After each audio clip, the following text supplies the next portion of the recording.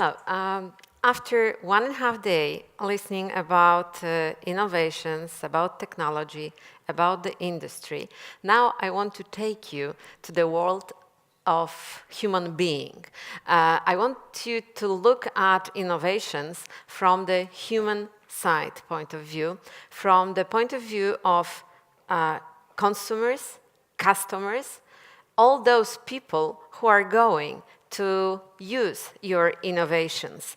It's not enough to, I don't know, invent electric car or autonomy car, but very important is that the society, that people take it and that they will use it, that they will think that this is something better. What is the situation? Very often in the lab are people thinking about new ingredients, new technologies, new solutions. After that, after inventing something, the product is created. After that, everybody believes that it's the best product on the world, that there is no such a good things, and they are introducing this to the market, believing that it will be big success. And what is the result? The reality is much more complicated. Very often, it's big failure. Why? Because in the process of implementing innovations, a human being is not taken into account. A very nice example was the first instant coffee. It's a story from 50s, but it's very interesting. It was big invention. Didn't exist such a things like instant coffee. They introduced this to the market, believing really that it will be great success. What happened? Big failure. Why? They started to ask people, consumers, why. They were saying it's bad taste. Okay, I think that many of you can say that instant coffee has bad taste. But in the blind test of the product, comparing this with another coffee with the same price level, the same quality, comparable quality, people couldn't differentiate it. This means that the problem was something else. And then consumer research, really deep consumer research, provided with the information that deep inside people feel guilty. Women, that time women were preparing, it was 50s, years 50s, last century. Women were preparing coffee very often for men, and they felt guilty that they want to save time on such a simple things like creating coffee. What happened then? Then a group of people created how to introduce to the market that it will be taken by the consumers without guilty feeling or without other different processes in the mind of the consumer, which can be big barrier in adaptation of the product. And for sure, you cannot just ask people, it's not so simple that you can just ask people, would you like to have such a food served in your favorite restaurant? Majority of us say no, never, it's disgusting. Because what you have to do, you have to ask this in very clever way. Why you cannot ask so directly? Because first of all, consumers are unconscious of many processes. Second, their processes are very often automatic. We really buy things based on automatic decisions, many things, even very expensive things, based on brand image, based on emotions which happen in us. And nowadays, we very often say that we change from homo economicus to homo automaticus. We are doing really many things automatically because we have too many stimuli around us to really process everything on the cortical level. And also, another reason why it's so difficult to implement innovation is that when you ask people, will you buy it in the future? If we provide you with this solution, will you take this? People cannot imagine. They very often preserve what is their status quo. I still remember 20 years ago, first research on Polish market about mobile phones. All my respondents were saying, no, what do I need it for? They couldn't imagine it. This is why you have to meet the consumer during creating innovations, but you have to do this in a really very clever way. Why so many innovations don't have success? First of all, producers assume that people are rational.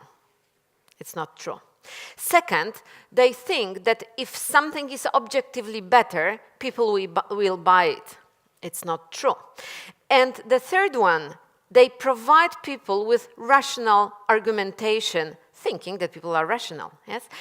But people do eat unhealthy food not because they don't know what is healthy and what is not healthy, but because they don't see very often benefit of changing their habits, or they have such a strong habits that they cannot imagine anything else, and also because they have many barriers, really unconscious barriers against solutions which we are proposing them. First stage where we can meet consumer, where we can take something from the consumer on the process of implementing innovations, is stage of needs. However, we cannot, if we want to know, do people need this? It was nice when people from EIT Food were saying about, for example, dietary control things. Okay, do people need it? When we ask them, do you need this? Very often they say, no, I don't need it. It's okay as it is. This is why we cannot ask them directly. Another nice example from the market was Pampers. When Procter & Gamble created this very, very innovative solution for diapers, they asked women say, yes, we need it. Mothers said, yes, we need it. We will have more time for ourselves when we have such a good solution instead of washing a lot of diapers every day. They introduced this to the market, again failure. Why? Most of women felt guilty, unconsciously guilty, that they try to solve time because of their children. What they did? They just change communication, and they make big success. They change communication from this that it's not solution for mother, it's solution for children. Children are happy, not mothers. And because of children, mothers are also happy. And this is very often very, very important when we are introducing innovations. In this stage, when we want to discover needs, instead of directly asking, as I said, we sometimes do a lot of qualitative research, ethnographic research. When we go to the home of the people, we look how do they behave, and there we can find sometimes really clear niche for the product, but people often are not really saying this directly to us. Another stage when we have already innovation is to confront this with the consumer, for example, using focus group interview. We are talking to a group of people, we are giving them tasks, we are trying to really understand their reaction. And what is very characteristic, in the majority of cases, people are saying, no, we don't want this. It's okay as it is. But because of, exactly as I said, projective techniques, some clever way of interpreting data, we can really find the answer. Another thing is to find our target group. There are no products for everybody. We have to, and here is place for quantitative, very advanced quantitative study of consumers, when we can find what are segments of our target group and what are their needs, their barriers, and how to communicate to each group of our solution. First stage is very, very difficult, the fourth stage. This is to understand barriers. Very often barriers and conscious barriers. This is why. This is the reason why people don't want to buy things. This is very nice, real data from one of our research 10 years ago, done for, it was a brand image of Nokia and Sony Ericsson. People were just creating a picture from pieces of pictures from newspapers, picture of those two brands. And what you can see, Nokia was so cozy, nice, Sony Ericsson, very technical, cold, but for technical solutions, the image of Nokia was not really good. And what happened? A few years later, Nokia really didn't survive the competition. Also, very important on this stage is understand mental processes. Very nice. When you advertise that something is healthy, its image on tasty dimension is decreasing, and we know this from many, many products on the market. This is why if you want to make people who have very, very hedonistic feature, they like to eat, they like to have pleasure of eating, you should not say very directly that it's healthier for you, because then they stop to be interested in the product. Exactly what you have heard about coffee and Pampers. When you communicate easier, very often it creates guilty feeling. This is also a nice example when we were trying to solve the problem what consumer declared that butter is always so difficult to use without this paper. We put it was not for Kerrygold research but for other company, but we put butter into the box. What mental schemata it evokes, that in the plastic box it's not real butter and it cannot be sold in good way. This is the big problem in Poland comparing with other countries. This mental barrier when something is packaged in plastic. Another stage is testing communications. This is very nice example of research for Danio. There were proposals from